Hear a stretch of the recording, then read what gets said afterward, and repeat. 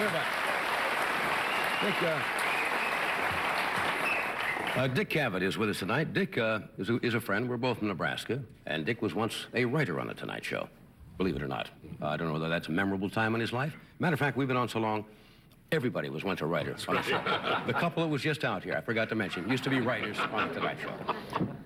He's been on television, I think, since about 1968, and currently has a show, as you know, on PBS.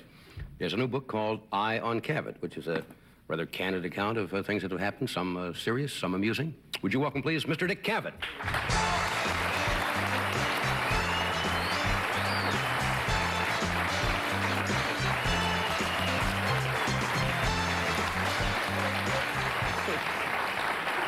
Thank you, Doctor. We have themes for everybody. We don't want anybody to miss a residual.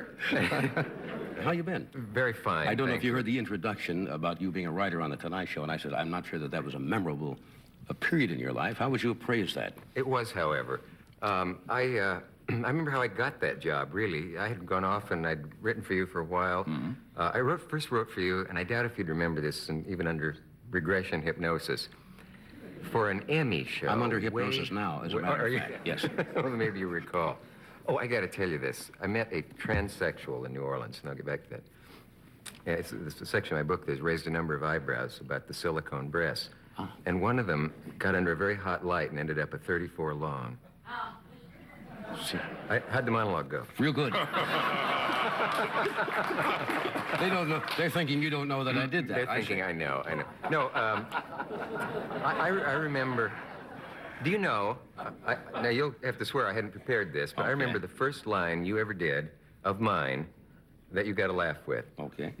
Fortunately, it was the first day I worked for you and had a monologue, as opposed to 6 weeks later. But you had come back from Vegas, and you mentioned that. Mm-hmm. And you said, I like it in Las Vegas. By the way, Las Vegas, spelled sideways, is salvages. You said, that may not be too funny, but there's an old man in New Hampshire who's saying, do more anagrams. Yeah? Is there anyone from New Hampshire here tonight? Now, what I've obviously just given is a lesson in how it depends on who says the joke, how well it goes over. Occasionally, you did go for the esoteric line occasionally. Now and again, yeah. You see, and which is very nice, but you have to assume everybody knows all of the elements involved. Yeah, metaphysical humor closes even before Saturday night. Didn't you do once, was it your line that you wrote about the bust of, you know what I'm talking about? Yes, I did. Can I tell that? It was a very, I think I remember, you didn't write it for me. I think you wrote it for Jack Parr, if I remember. I wrote it, yeah, and he rejected it, and Hugh Downs did it, because... That's right. There is a famous painting I think the Metropolitan bought, and it's called Aristotle Contemplating the Bust of Homer. Correct. Well-known painting. They paid millions for it. It was all in the paper. And you took that and wrote an atrocious but good pun about Buster Keaton, who apparently was looking for a home, a place to live in Hollywood, right? Yeah, that's right. Formerly owned by Mr. Onassis. Yes, and Aristotle Onassis was looking at the house, and it was Aristotle contemplating the home of Buster. Which was to get there, you have to take a long day's journey into nowhere, but it was very, I remember that. That goes over very big at the library. Yes, sir. How quickly can we get there? Where were you at noon today? You were supposed to, I picked up the Los Angeles Times today, and I said, gee, I'm going to run down there because my friend Dick is down at Doubleday or somewhere. It's the oh, Lord, what is the name? Maybe someone can yell it out to me. It's the big store downtown. Broadway. The Broadway. The Broadway. You were supposed to be there today. It's tomorrow, and I misread the ad, as apparently you did, and thought I was supposed to be there today, and I mentioned it on a morning show. Right. And You've done another show before this one today? The fact that you showed up and stood in line to get my book signed for 2 hours, I'm very embarrassed about it. You've done another show today before this one? I've done something like 4. You have no idea how many people are doing shows under your very nose. You are certainly being greedy, aren't you? Grabbing all of this stuff and then paying it off with a nighttime visit. No. Well, I'm hustling books. My co-author has several children to put through school and that sort of thing. My book is not ghost-written, by the way. Yeah. Do you know when I first broke you up on the air? No. I think you could recall. I was on here. I was so far down by that time that only McMahon was between me and nowhere. You know how Ed moves down and the guest moves down. And at the end, you say to everybody, what are you doing? I'm working at the Westbury Fair, and so when your series starts, I had nothing to plug. And you said, what are you doing? And I quickly thought, I got to have a joke. I said, I'm working on an idea for a comedy series. Thinking, it's a humorous version of Gilligan's Island. Yes. I do remember. And you did that wonderful breakup where you went off the chair, and someone got a still photo of that, and I have it. And it was quoted by Earl Wilson the next day as a comedy version of Gilligan's Island, which just takes the edge off slightly, doesn't it? Earl was not known for exactly transposing the original joke onto print. You remember that thing Groucho said about Earl, about the other fellow, Leonard Lyons? So the only way to get him to print a joke right is to tell it to him wrong. That's right. That'll come out great. We'll take a break and we'll be right back, folks. Okay. Stay where you are. We're back talking to Dick Cavett about his book, Eye on Cavett. I got your book yesterday. Oh, did and you? went through it. Yeah, I enjoyed a lot of sections in it. I enjoyed, of course, being from Nebraska. Yeah. Your 20th high school reunion, because I went back to Norfolk, as you know, some time ago and did a special on going back home. Yeah. And they say you can't go home. Thomas Wolfe, I can say, you can't go home if you expect it to remain like it was. And I got the feeling you felt a little bit awkward because people know you. Yes. Because you've been in the public eye for a number of years, and they all recognize you, as they did me.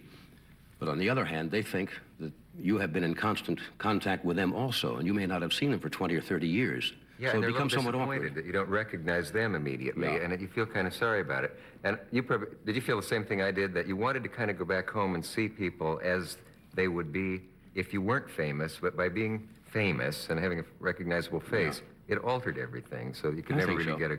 That's called the Heisenberg effect in science, I think. I'm not sure. That goes along with the Aristotle joke. But it is true. But I think it's the electron telescope. You can't ever see a thing without altering it by looking at it. But I found that I had all the cliche reactions of a reunion. You probably noticed that ladies who were desperation dates when you were a kid had become quite attractive now, and sometimes vice versa. Also, the ones you thought were, you know, Miss Pom Pom with a baton, all of a sudden is... Yeah. I'm Becky. No, kidding. Oh. Miss Pom Pom is now Miss Bass Drum. Yes, but they probably... Well, there was that, and there was the fellow I mistook for his father. I thought, well, nice to bring your father to reunion. A guy who looked very different.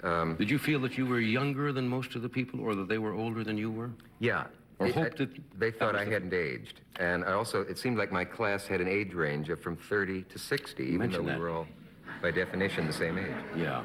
Yeah. What bothers you most? I get the feeling, and I think it's true, because I get the same feeling at times, that you feel uncomfortable being in the public eye. Yes. Embarrassed by sometimes the attention that we get, and the very fact we are in front of the public.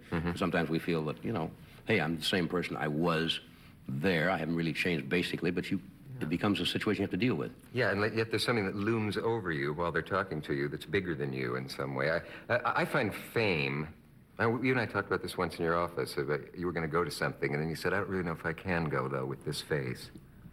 I rented another face that night. Well, Yeah, it went anyway. But I thought, I thought, oh, it must be awful. But yet I thought, I envied you, so I thought, God, wouldn't it be great to have everybody recognize you everywhere you go?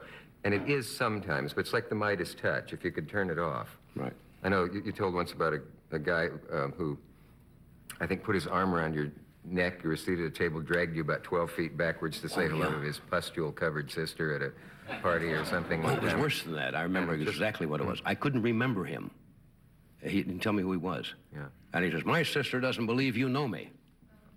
And took me. Yeah.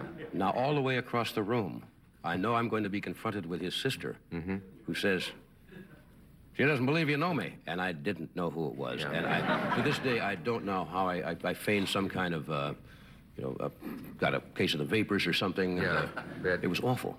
And as I remember, you pointed out that when you did meet her, she had a face that would stop sundials. You've probably forgotten that part. But the, are you too good to have a drink with me? That's the one that, you know, maybe you've had a drink and they want you to have another one. And are you too good to have a drink with me? I had one on it's nice when Sophia Loren recognizes you on the street. Isn't that sweet? But when a drunken woman on the metro liner in stretch pants, you know, that look like she's been dipped in some color rather than actually, comes over, sits on the lap of your chair, and her breath would kill cactus at 20 paces. And, Kill cactus? yeah, well, you remember her? You know, and it's just, it's awful because then they go into that thing about, well, you know, I watch you, and so you owe me this. And you want to say, because you see me does not mean you have bought a ticket to my private life. That's not what you want to say, but that's what you think. Speaking of breath, who did that one? You talk about lines in your favorite lines of Fred Allen and Groucho and George S. Kaufman and some of your favorites. Who was it did the lines? His breath was so strong. Sounds like Fred Allen. It would start the windmill on an old Dutch painting. That's in there somewhere. That's a classic, right? We'll take a break. We're coming back. Sounds like Fred, doesn't it?